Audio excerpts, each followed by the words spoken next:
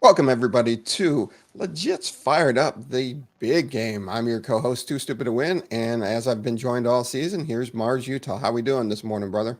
Oh man, I'm legit fired up. A little sad. This is the last show of the year, but yeah, how you doing, my friend? Doing well. Excited for the big game, and we do have some exciting stuff for you. Just not only will we talk about the big game, but Mars did a little digging. We'll talk about some of the players with the most fire stats for this season. So I'm excited for that. Yeah, as we found our way through the season, we kind of had to keep readjusting our view of these fire stats as we kept learning more and more about how they interact and how they differ from real fantasy. So tried to put a little some data together for the folks the best we could. Yeah. You got any plans for the big game? Just watching it with some family, sort of low key, just because I'm not super invested in either one of the teams. I'm not getting too legit fired up about it. But what about you? Yeah, just hanging with the family. Nothing really big, so it'll still be a fun game. Have some prop bets going and just see how that rolls. Yes, you got to get the prop bets in, and boy, has that world changed now with the online gambling apps. It used to be you had about 30 props on a piece of paper or something. Now there's about 900 to dig through. Yeah, and I remember growing up watching the Super Bowl. Like my dad would set it all up, coin toss, first play, and like he'd get all the prop bets set up, and I didn't even know about prop bets when I was little. But everybody would pick, and then the winner who got the most right, would get a prize at the end of the game. Man, that didn't take long. 2 minutes and 5 seconds, and the den door already kicks open. They know they're good. There's a child coming. There is a child coming. I thought we were going to get it in free. 2 minutes, 5 seconds. Oh, and it's the star of the show. Oh, he's good. He knows. He knows. He's like, he said, it's legit fired up time. I'm here. He wants his moment. He wants some more popcorn for breakfast. Yeah, that was a mess of a day. Oh, fixing his hair. He knows. He's a showman. He's like, I'm on camera. Oh, now we're being shy. Right. So my dad got me into prop bet early before that's the end of the story. There is my dad got me into prop betting as a kid, and so I always look forward to the Super Bowl and setting that up for my kids too. So yeah, one of my favorite ones was actually way in the Wayback Machine, which was the 49ers versus the Bengals when they had Ickey Woods and Boomer Esiason and all those guys. And my dad had a buddy who was a heck of a character, and they were gambling, doing prop bets, and he shows up with a Bengals t-shirt on, and they get absolutely smoked in the first half. He goes to use the bathroom at halftime and comes out in a Niners t-shirt. I was a real young kid. I thought that was the greatest. That's awesome. Yeah, this is one of my favorite Super Bowl stories. Yeah, the first time I bet on a Super Bowl game was with my dad, and it was the Patriots and the Bears in '86. Oh, nice. And I wanted the Bears, and he wouldn't let me have the Bears, but I still just wanted to bet, and I had to bet. So he even gave me points, and then I lost, and then I tried talking him out of letting me keep my $20 because it wasn't fair because he wouldn't let me have the team that I wanted. And he's like, well, why would I give you the team that I want? Because they were going to crush them. So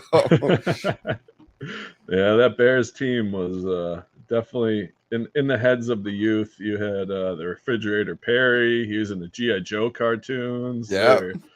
The vibrating Super Bowl game, if you remember that. Oh, I had one of those. Those were great. You just set up your little guys and turned it on, and they just vibrated down the field. And then you had a little punter that kicked a foam ball or a little kicker. Yeah. Little rubber ball, little eraser ball. Yeah, the good old days. Yes, sir. All right, let's jump into this week. There we go. Now, we are in the championship week, so prices got expensive. $700,000 for the game ball. I mean, 1 million UpX. I'm sorry, 1 million UpX for the game ball. 1 million UpX. Yeesh. Which is better than last year because it was something insane like 20 2 million UpX or 18 million UpX or something. Either way, fair value for the big game ball, especially depending, if you have one of the top players, Burrow or Mahomes or Chase or somebody like that getting it. That's well worth it. Yeah, definitely a big price, but you only get one chance at the big game ball too. And like you said, it's usually a star player that's going to take that down. Yeah, that's yep. It's not like your weekly game ball for, anywhere from the 12 to 18 games going on, or not 16 games going on for the week. This is one for the week, and it's the big game. Now, here's the thing: your tier one players, the jerseys, 880,000 UpX. That's pretty close to a game ball right there. So yeah, that is not too much lower with. So you better choose wisely here. Hopefully, you get those fire stats. Yeah, it's just pricey for me, and a lot of people, just not me. Yeah, I pick and choose in my memento purchases because I'm like you. I'm trying to up my property, returns. So a lot of choices to be made with that UpX nowadays. So many things going on in Upland. Absolutely. So the injury report for the big game is the Eagles are completely healthy and nobody's on the injury report for them. You had some limited in practice participants for the Eagles. The only one that has an injury designation is Britton Covey, which is a wide receiver for the Eagles who never really plays, and he's questionable. But so not much to talk about here. Everybody's going to play in this game. Nice. Yeah, that's good news. We'll get a straight up game here, and it looks like the couple weeks got everybody to mend. I can't believe that Mahomes is keeping himself off the injury report, unless he just got hurt in the background there. Train table accident. The way he's jumping around on one leg last game, it'll be interested to see how he is actually doing. Yeah, and they do have 2 weeks off for it, so he had plenty of time to do a lot of rehab and rest. So it will be interesting, but it's a high ankle sprains, and those things can be weeks, if not months, to recover. So we'll see. And he's young; he's younger, so he bounce back a lot quicker too. Yeah, I was totally shocked to see what he was pulling off in the last game, hopping backwards on one leg after throwing a shuffle pass, and just miraculous what he can do. And we won't get into the officiating of that game. Jeez. You mean the script? No. The script, yes. Thanks, Arian Foster. So game of the week. There's only one. It's the game of the week. Kansas City Chiefs, Philadelphia Eagles, and it's 51 over our points total. So pretty good for the Super Bowl. Yeah, predicting some high scoring, and it makes sense. The Eagles have a solid defense, but also a lot of offense on both sides here. Absolutely, a lot of potential. Quarterbacks, both of them are in play. Both of them have shots at.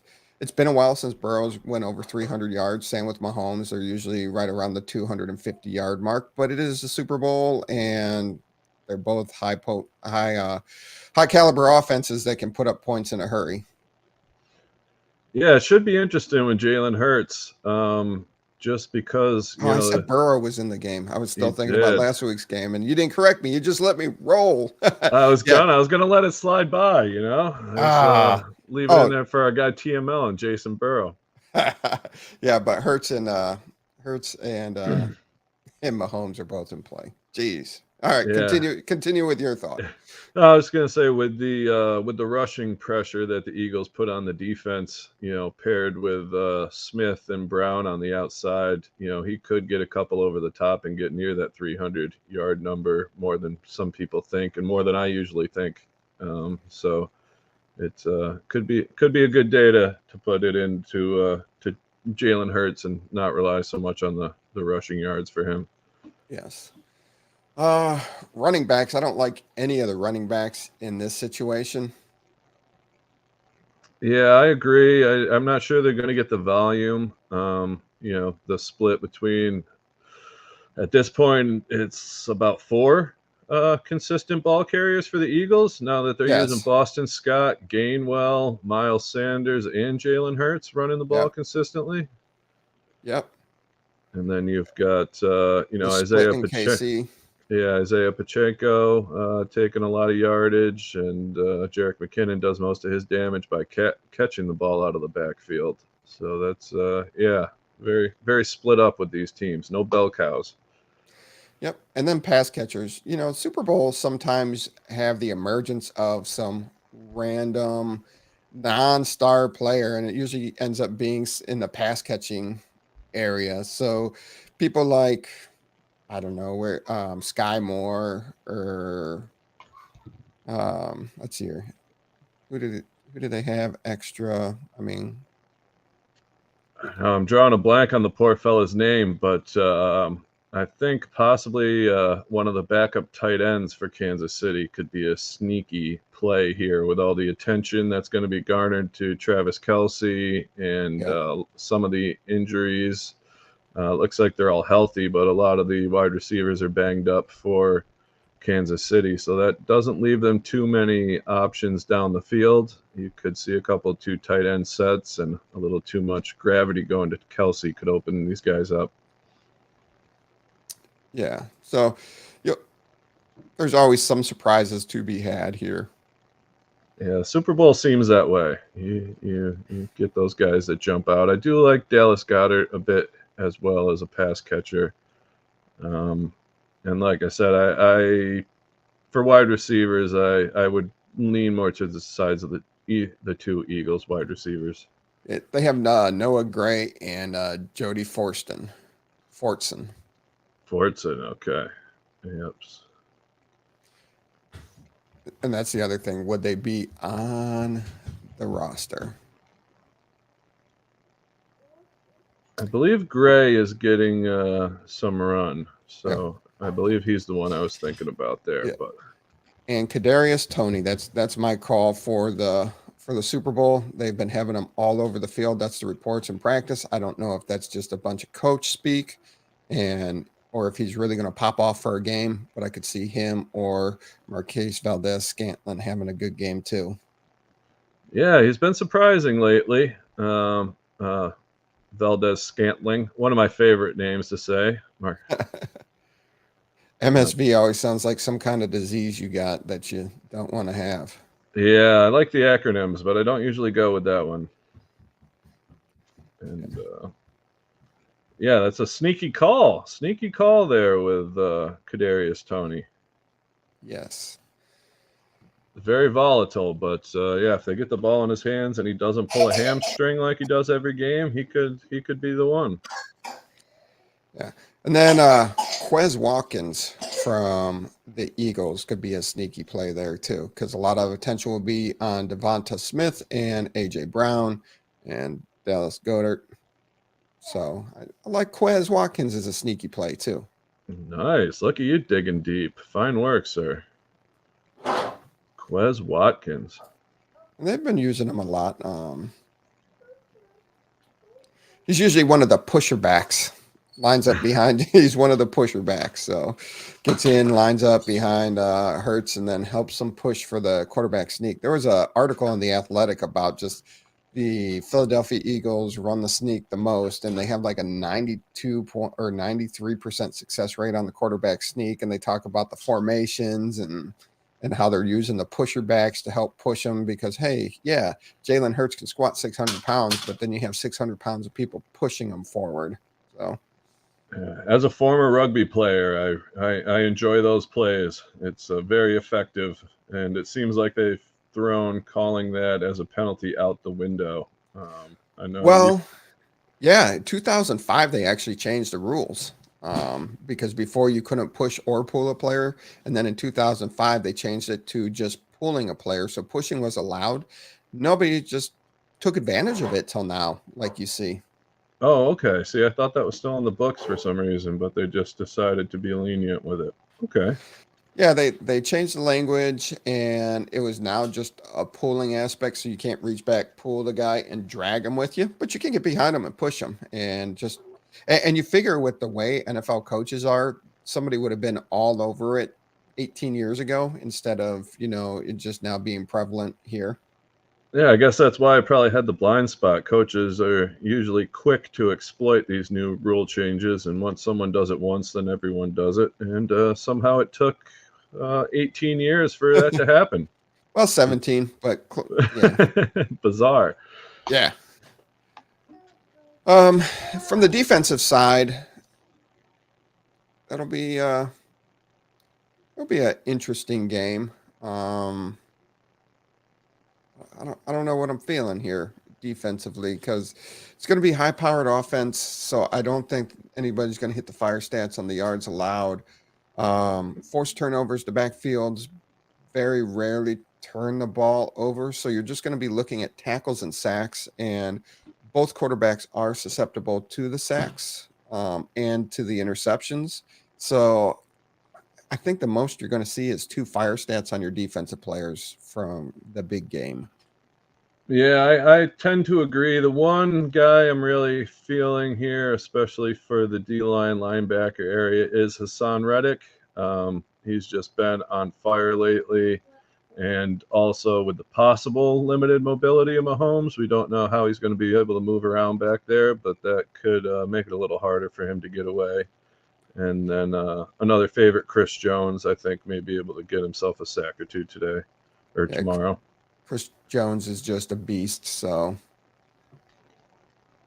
yeah. But, and then I don't think, other than that, nobody really jumps off the page to me.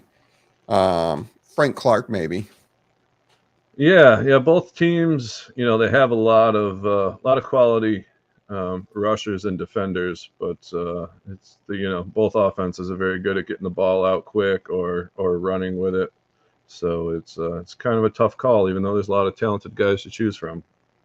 Yeah, because your defensive ends, they're going to be, Fletcher Cox and Brandon Graham. They're talented defensive ends for Philadelphia, but they're also going to have to set the edge for Mahomes, because you don't want him rolling out on you. So it will be interesting to see how the defensive coordinators attack each team.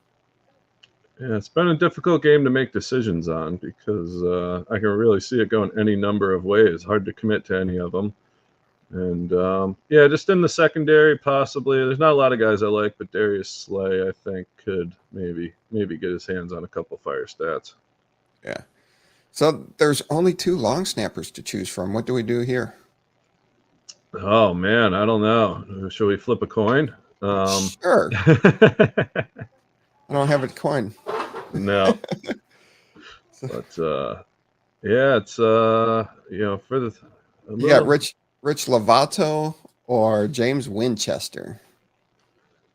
Oh man, I don't know. Let's see. On the kicking side, I think it's really going to come down, I think, to a lot of extra points in this game more so. The longest punt. Luckily, you only need 1 punt for the long snapper category, so that makes it a little easier. I'm going to lean towards the Chiefs long snapper, I believe.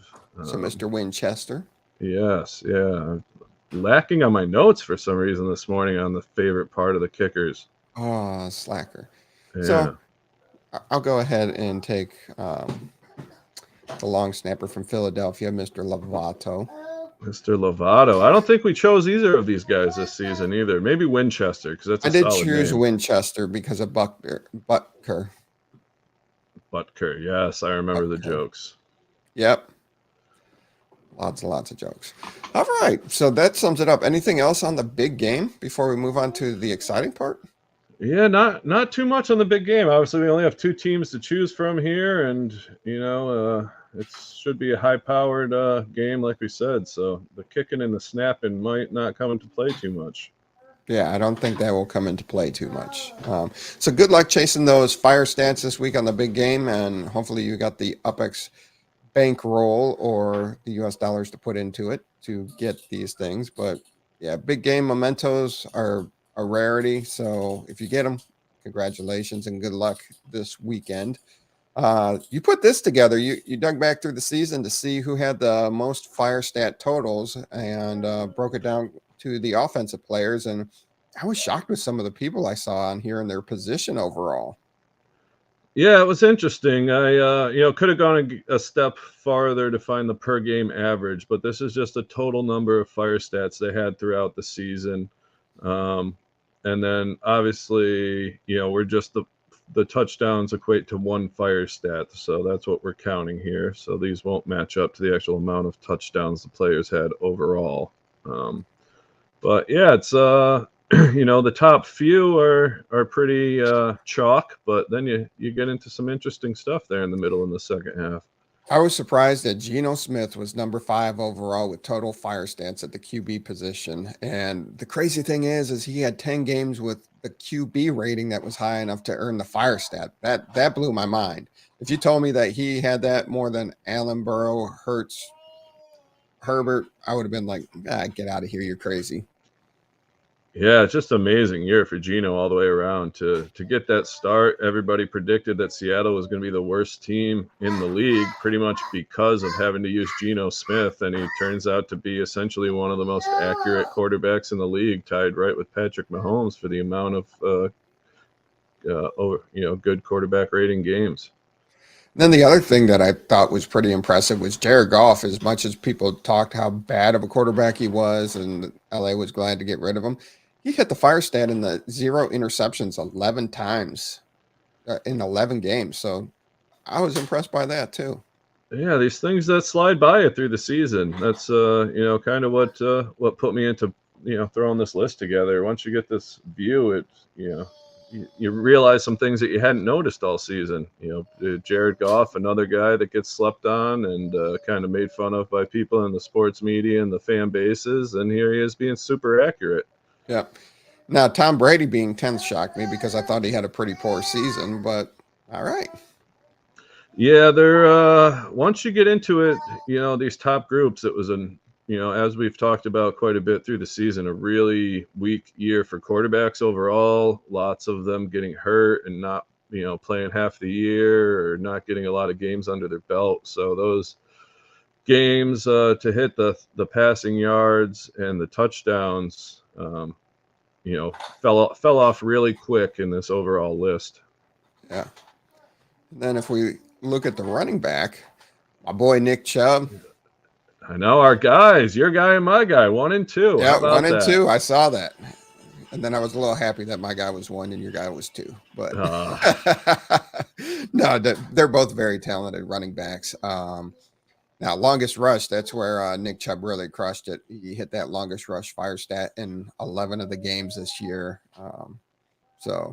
And then the average rushing yards he hit in 8 games. He was just off on the touchdowns, but hit 9, but that's still pretty good. And then our boy Tony Pollard coming in at number 7. He didn't play much at the beginning of the year and really brought it on towards the end of the season. So him jumping up to number 7, and that's where we hit it, the average rush yards, longest rush, and touchdowns, and that's what we always talked about with him. Yeah, the average rush yards, you see he's on the lower end of these guys that made the list because of his receiving yards doing a lot of the damage. And, he had a lot of games where he just burst out. So that kind of limits the number of games with his fire stat touchdowns. A couple of those weeks, I believe he had 4 touchdowns one week and 3 touchdowns another week. But obviously those are just one fire stat for that week. So, his overall numbers for touchdowns is much higher here than what they translate to fire stats. And for as much as we talked down Jamal Williams throughout the year, saying he was touchdown dependent, and here we're looking at overall total number of fire stats. We're not looking at the ones that had 3 and 4 fire stats, but yeah, half of his total fire stats came from his touchdown games, which were 10. Yeah, I wanted to put him in there just because that was an interesting number to see how he shook out. But you see, he only had 2 games over 100 yards, and I think he had 17 touchdowns on the season. So yeah, his rushing average was very low, very few long rushes. So just totally propped up by that touchdown. And then the other thing that surprised me was Ken Walker III from Seattle. A pretty mediocre season. I didn't think there was anything that really stood out about his performance, but yet he racked up 24 fire stats for the season, 5 rushing yard games, 5 average rush yard games, 8 longest rushing yard games and 6 touchdown games, and he was hurt for quarter of the season or so too. Pretty mediocre, but he ended up as number 5 overall in total fire stats for running backs. Yeah, surprised by him, and was surprised that Travis Etienne was able to slide in there too. Very good average rushing stats for him with his carries there. But yeah, like you said, with Walker, he started slow and had a couple injuries, but very consistent and balanced with the numbers there. Yeah. Then we move on to the catchers. I was surprised that Jefferson and Diggs tied for total fire stats. Yeah, I was too. And the longest catch, I was surprised that Stefan Diggs had more games with longer catches than Justin Jefferson did. Jefferson, looking at the box score, he had a ton of long catches, but a lot of them were packed into the same game. So just the wider distribution from Diggs gave him a couple extra points there. Yeah, and A.J. Brown with the longest catch, 15 games this year, which tells where he's going. But receptions, only 10 games he hit and receiving yards. So it was, you could count him for one good long catch a game, it looked like, and still did pretty well in the touchdowns. Yeah, he really proved out, and you see Travis Kelce is the only tight end cracking into the top 12 here. So another amazing season by him, basically ranking as the 7th best wide receiver, more or less, as a tight end. Right. And you got Philly with 2 guys in there, so we'll see what those guys can do in the big game. Yeah, and the shocking one for me was CeeDee Lamb, number 4.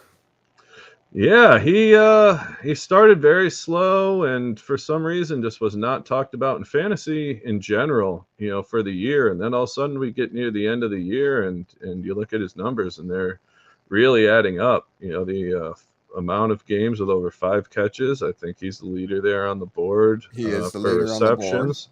On the board. Yep. So pretty surprising with a few of these things. He's a lot of longest catch as well.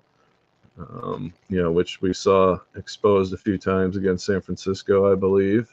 Yep. Very interesting. Christian Kirk, everybody, that one shocked me too, Christian Kirk. Everybody made fun of that contract when the Jacksonville Jaguars signed him, but it looks to be the right move for sure. Mm-hmm. And then, I strung out the list a little longer because our guy Jamar Chase there on the bottom, hanging tough with a lot of these guys. Even though he missed 5 games this season, he still is right there at the lead with the reception. So just about every game he played, he hit the reception mark. Yeah. And I think it's the game he got hurt and then the 5 games he was what really led to him not hitting it in the other 6 games that he would have played. Yeah, you can, if you project that out, he probably would have been right here competing with those top guys. So those are the kind of things you get into when you really start to decipher these numbers, and why the average wasn't so easy. You just couldn't plug in 17 games and call it an average for every player. Right. And to the snappers. And I was looking at the list, and we didn't call many of these names. I know we did Hennessy, but we did call a lot of these names, and I do like that the 2 Dallas long snappers are leading the list there.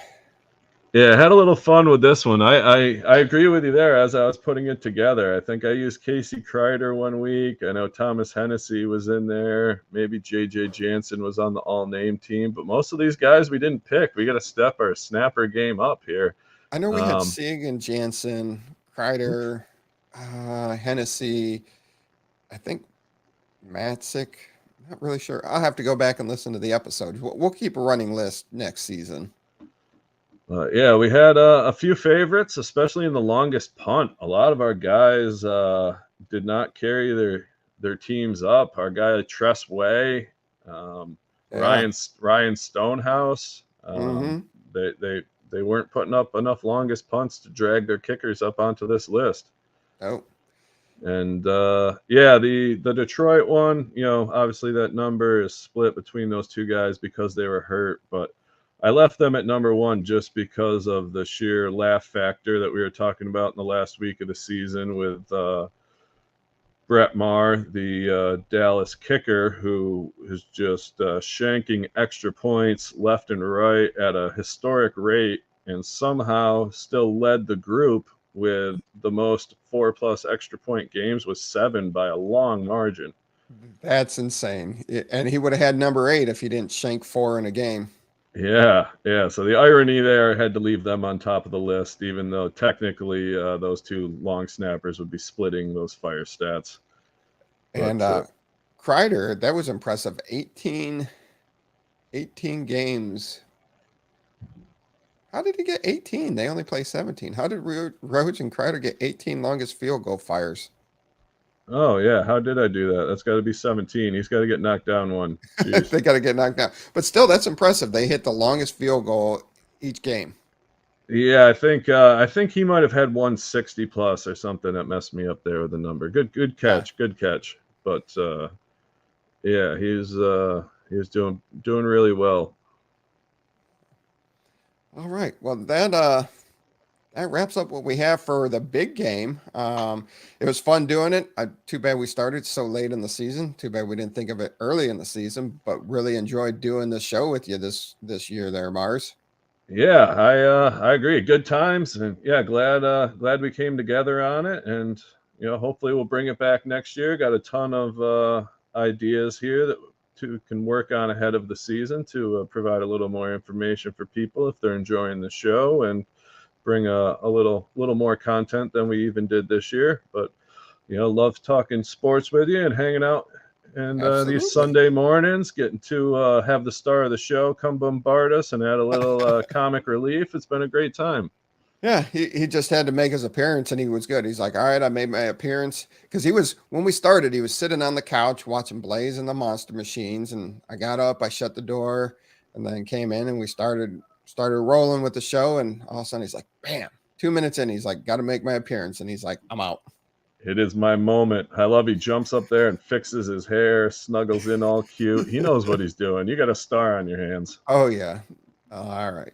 Well, you guys enjoy the big game. Everybody have fun. Enjoy your prop bets. And please gamble responsibly if you're into that. Yes, absolutely. Don't get too silly.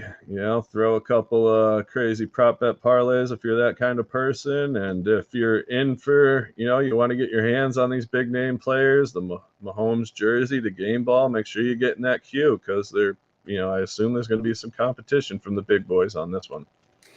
And don't get the caps. Just don't get the caps. Yeah. You don't want to be holding the clipboard. No, you don't want to be a clipboard holder. All right, until next season, everybody have fun, be safe, and we'll see you out there in the metaverse. Good weekend, everybody.